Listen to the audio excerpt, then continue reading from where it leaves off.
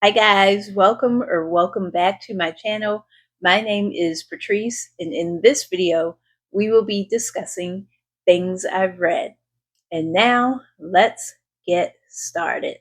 So this video is going to contain all of the books that I read in April and May. The first book we're going to start with is a rom-com, and the title is the title is Hana Khan Carries On, and the author is Uzma Jalaluddin. And if you have been watching this channel, you will know that Uzma is one of my favorite authors. I have been trying to read through the catalog of books that she's written, and this one will be my third one. This book is a little bit older. It was released in 2021, but like I said, I'm going back and reading her previous books. And now I will read you a quick summary. Hana is a waitress at her mother's restaurant, the Three Sisters Biryani Poutine. But what she really wants is to tell stories on the radio. While working as an intern, Hana starts a podcast and forms a relationship with one of her listeners.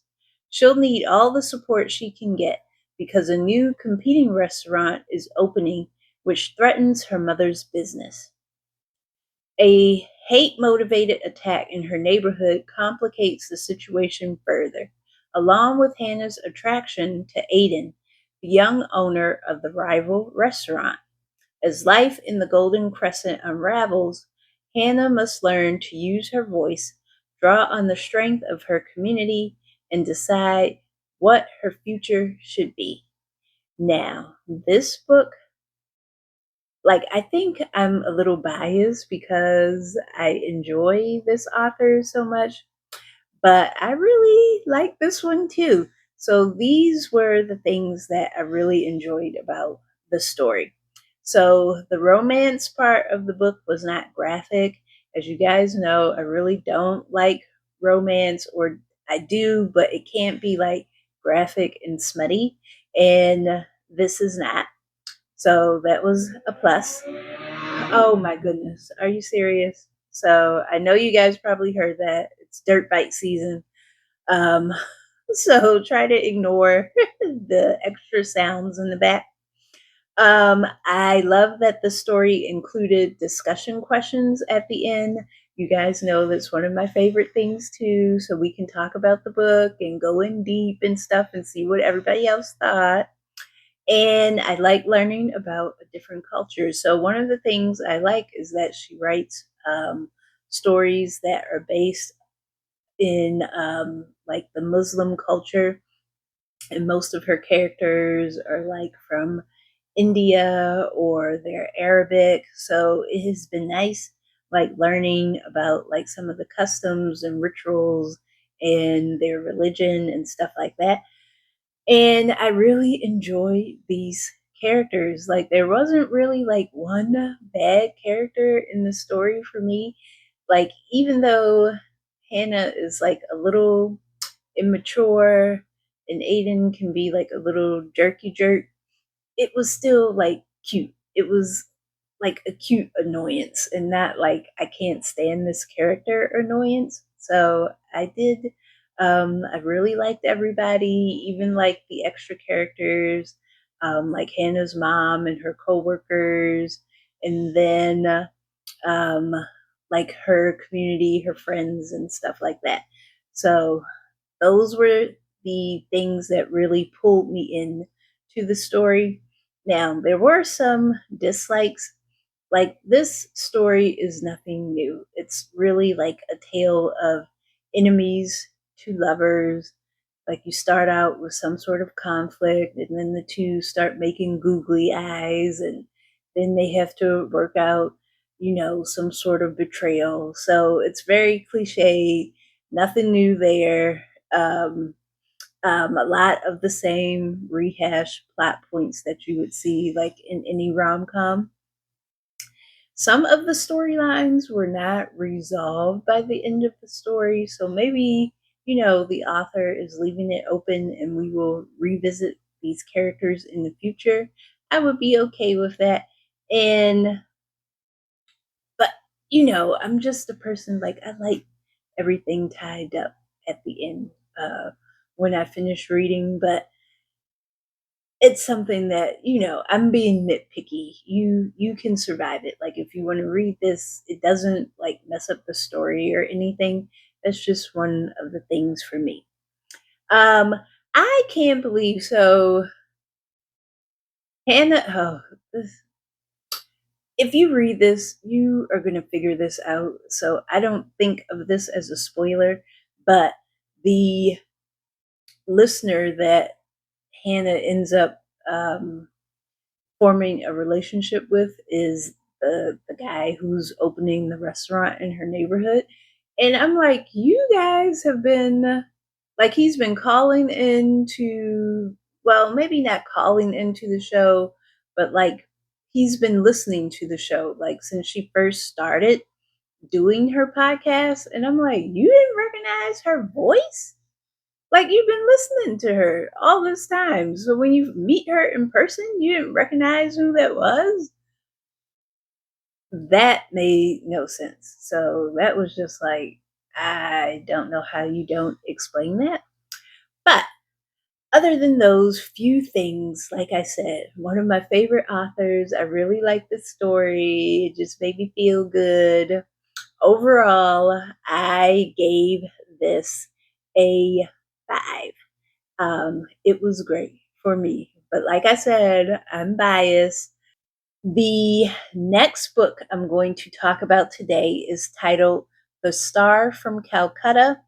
This was written by Sujata Massey, and this is a cozy mystery.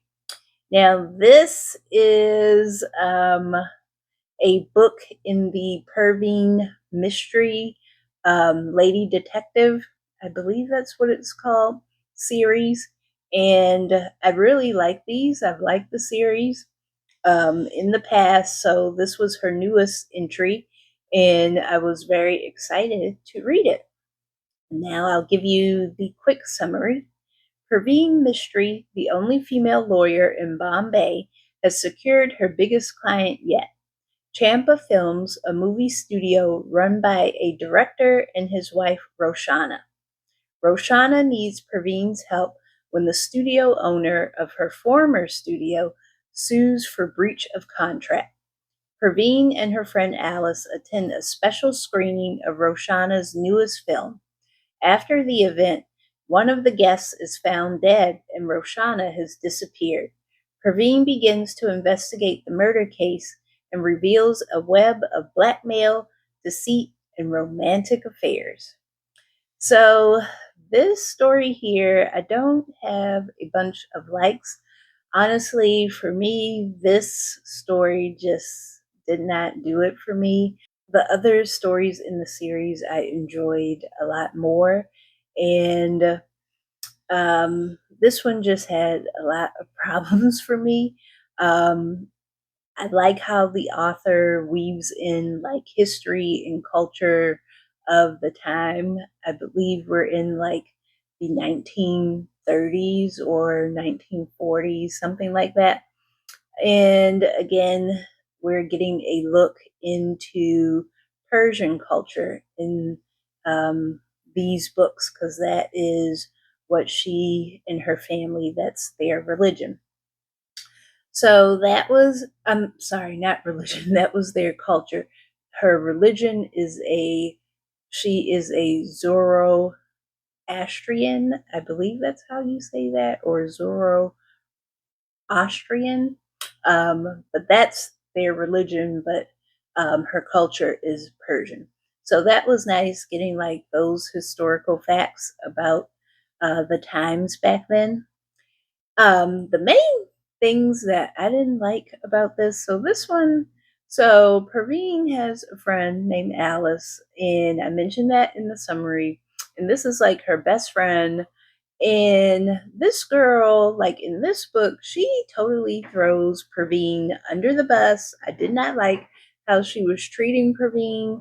And even like at the end of the story, she kind of gets Praveen into like a little bit of trouble, and I didn't like the direction that went. Like her best friend is going to leave her like hanging out to dry. I didn't like that.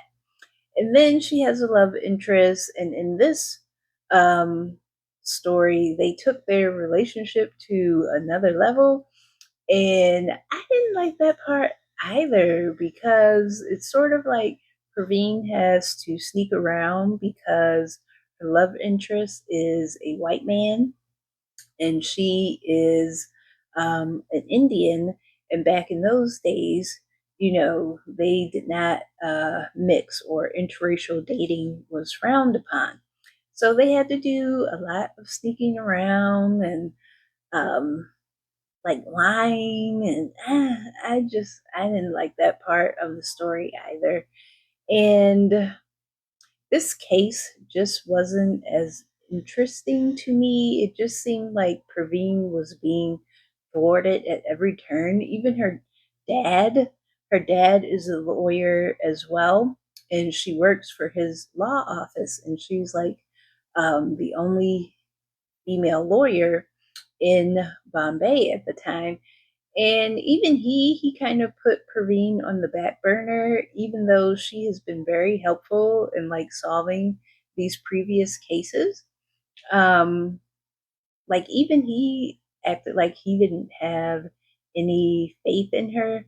So it was just a big change from, the tone and direction from the other entries in the series to this one.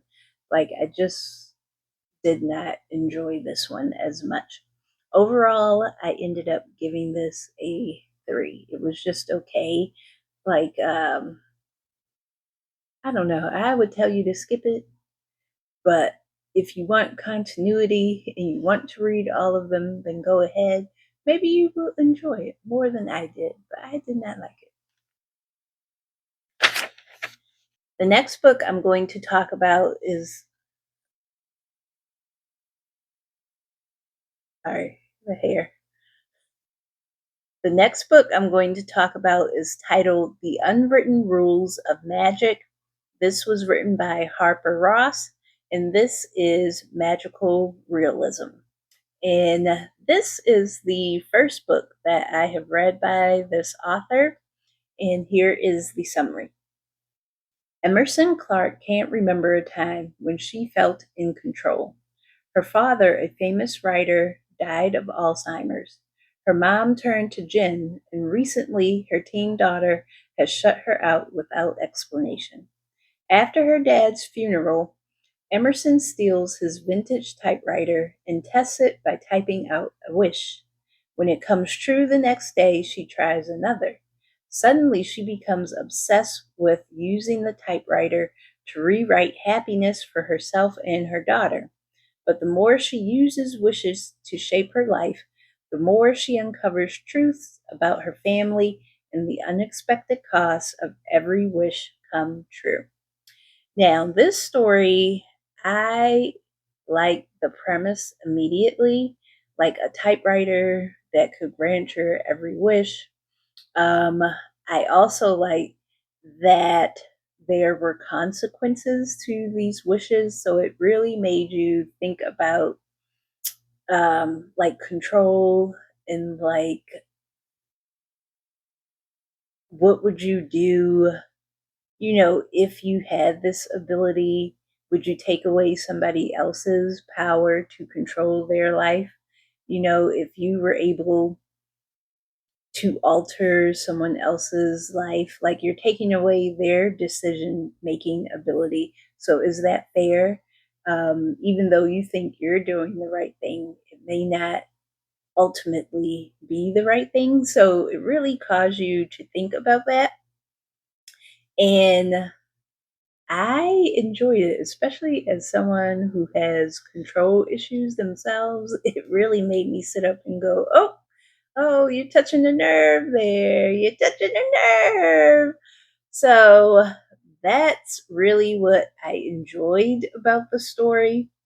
Now, Emerson really got on my nerves.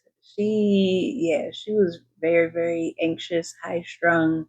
She definitely had issues with controlling her mom, her daughter, her love life, like everything. And she didn't need that typewriter because she tried to make things happen on her own. So just watching her struggle with like using the typewriter and not using it, and kind of like seeing how she um, worked through this was interesting. But she did get on my nerves. Matter of fact, like all of the main characters, so Emerson, her daughter, her mom, got on my nerves. Like they were like so mean and rude to each other. So the story really is a generational story about these women and how they interact with each other. And yeah, they were not nice to each other at all. So they weren't very likable. But Emerson, I think, just took it up another notch with her issues with control and just butting her nose into everybody else's business. I will say this as well. Like near the end, the book got a little bit preachy. Like the author made her views like known about a few things, and I just felt like, okay, you're laying it on a big thick sister. Um, like, all right, nobody wants to hear, all of it, like, because it just like some of it just felt like it was coming out of nowhere. Like all of a sudden, we just switched to, and we shouldn't do this, and da da da, and if you want to do that. So it was just a little bit preachy near the end. So watch out for that. But overall, I felt like the story itself, like it was well written. I think it just ended up missing the mark for me. Like I felt like I needed some more magic in there. Like that's ultimately why I got it. Like I wanted to see her work this out with the magic. Not like a Rumpelstiltskin thing where some little creature was going to come out and get her for using it, but using this typewriter. But I don't know. Like I wanted to see more of the consequences and like the struggle with using this type of device, I guess. I don't know. I don't think I'm explaining it correctly, but all in all, more magic, I guess. um, Overall, I ended up giving this book a 3. Sorry. I forgot to tell you when I read this book. I read The Unwritten Rules of Magic in April. No, I didn't. I read I read The Unwritten Rules of Magic in May of 2026, and I read The Star of Calcutta in May of 2026 as well. The next book I'm going to talk to you about today is titled Murder at Cinnamon Falls. This was written by R.L. Killmore, and this is a cozy mystery slash rom-com. And this book was actually recommended to me by a viewer a while ago, and my library finally had it. So thank you, Leaf Sonata, for recommending Murder at Cinnamon Falls. I really enjoyed this story. I read this in May of 2026, and here's the summary. After a messy breakup, Nia Bennett returns to her sleepy hometown of Cinnamon Falls. She's not sure what kind of welcome she'll get after leaving town 6 years ago, vowing never to return after a traumatic event. A few days after she comes back, the police discover a body at the local diner. The victim is Rosie, the owner of the diner and a second mom to Nia. Nia must team up with her best friend Morgan and her handsome high school ex-boyfriend Jesse to solve the case. Can they catch the killer before they strike again? Why did I read that like that? I don't know. Oh, okay. So the things that I like. So I really like the characters. Like I fell in love with them. Like they were so cute.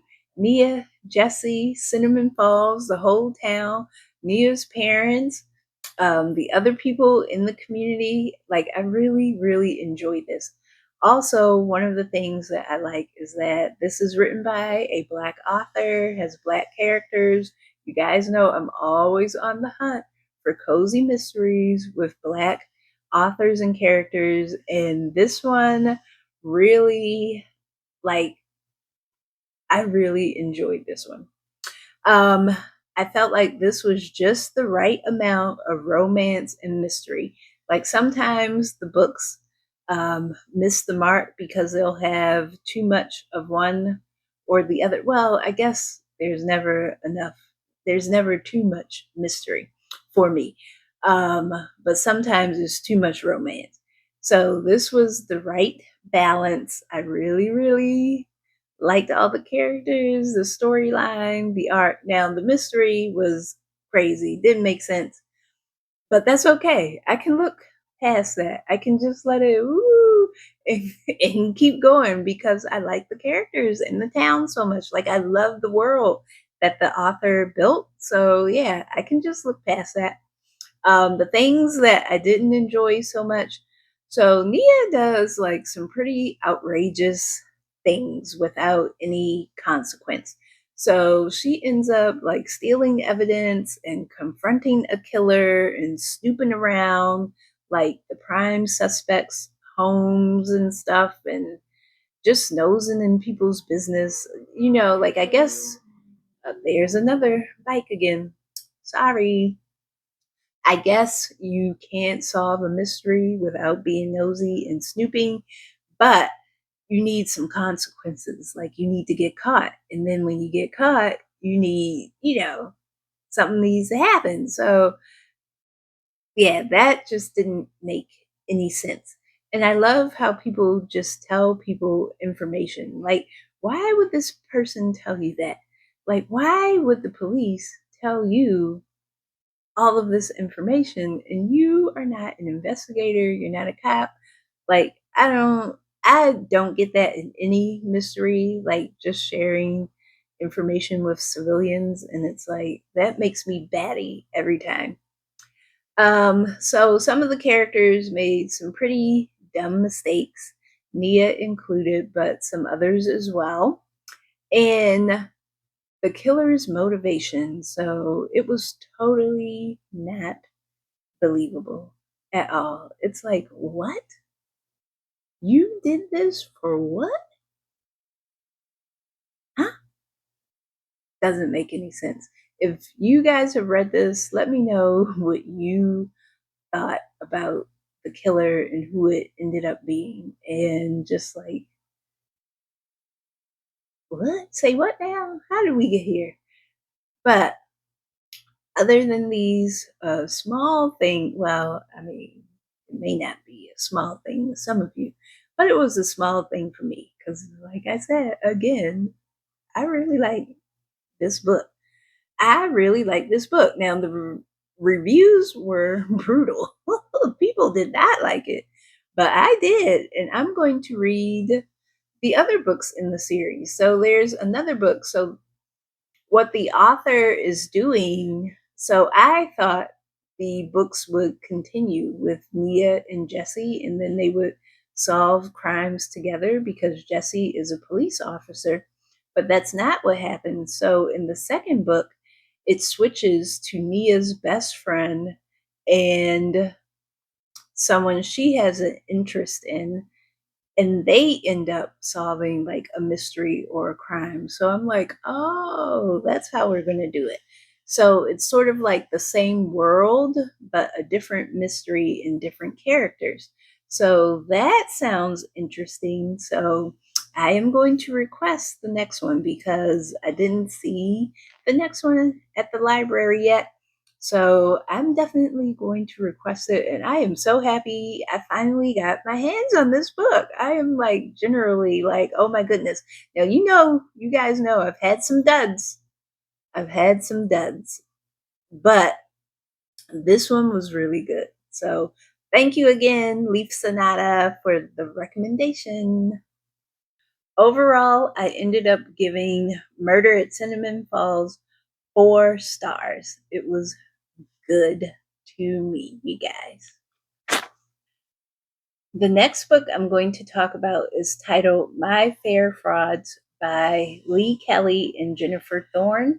This is a historical fiction / thriller mystery.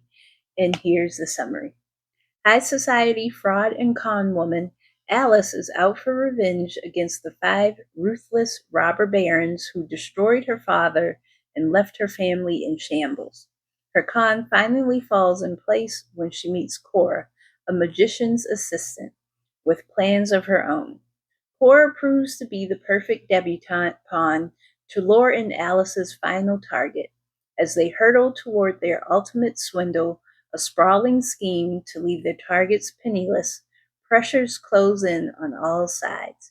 Mutiny within the ranks, hidden moles, and crises of conscience. This sting is sure to be the event of the season, or else ruin Alice and Cora both. So this story here, I thought it was going to be one thing, and then it turned out to be something different. I thought it was going to be like Ocean's 12, the one with the female heist.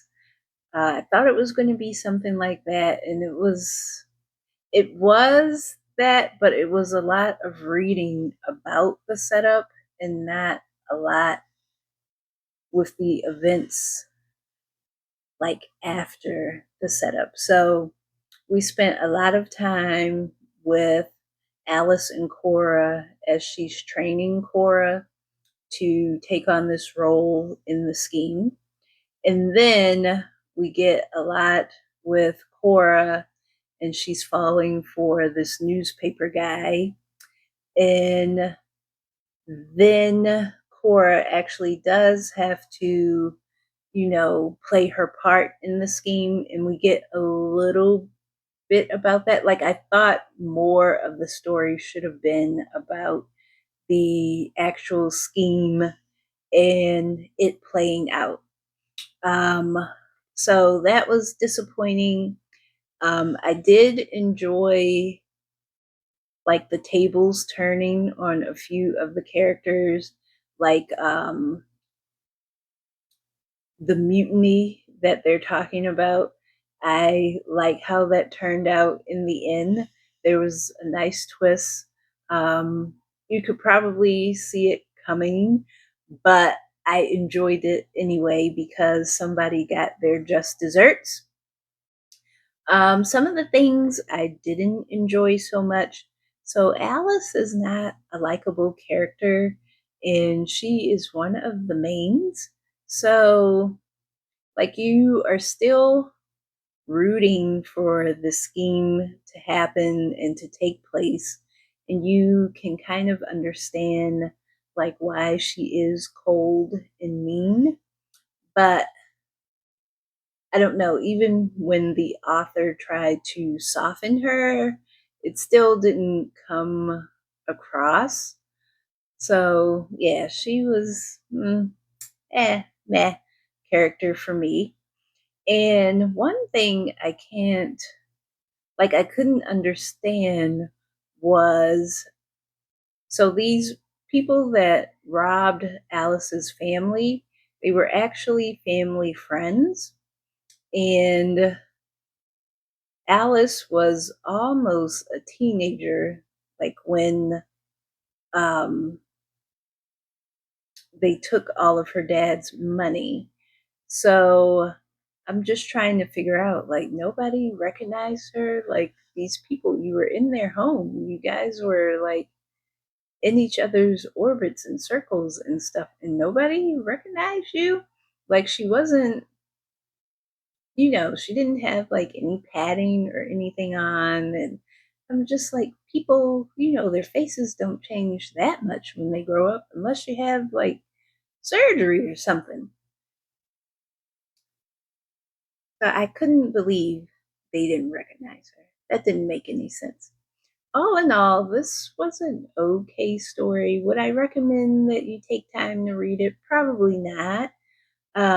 If you're looking for something to pass the time, okay, like you're having surgery or, there's nothing else pressing you want to read, well, sure, go ahead. But I would not beat down the door to go and get this one. I definitely would not purchase it. Overall, I gave this one a 3. The last book I'm going to talk about today is titled Murder Among the Pyramids. And this was written, did I say pyramids? Oh boy. The last book I'm going to talk about today is titled Murder Among the Pyramids by Sara, Rosett. And this is a cozy mystery. And I read this May of 2026. And this is one of my favorite type of cozies. Like, we are over in Britain, and it's just like a cozy setting, like a typical Agatha Christie whodunit. You have all these casts of characters. Nobody's motives are what they seem. Somebody dies, and you got to solve it. My favorite type of cozy. So this is also a new author for me, and this is a trilogy. So she's only going to do 3 books in the series, and that's going to be it. So everything should be wrapped up by the end. And now here's the summary. It's 1924, and Blix Winway has made a career giving lectures to ladies' groups about her travels. Blix makes a deal with an eccentric older woman to be her companion on a journey to Egypt. The arrangement will give Blix the perfect opportunity to photograph the pyramids and gather material for her next lecture. They've barely left England before the trouble begins. Rough seas and attempted robbery. Then a murder occurs, and Blix becomes convinced that one of their tour party is a murderer. So I really enjoyed this because I like the writing style. I like the location. We're off in Egypt, so a nice new setting. We get to learn about what's happening during this time period as well. And the mystery was really good. It wasn't overly complicated, but it did keep you guessing.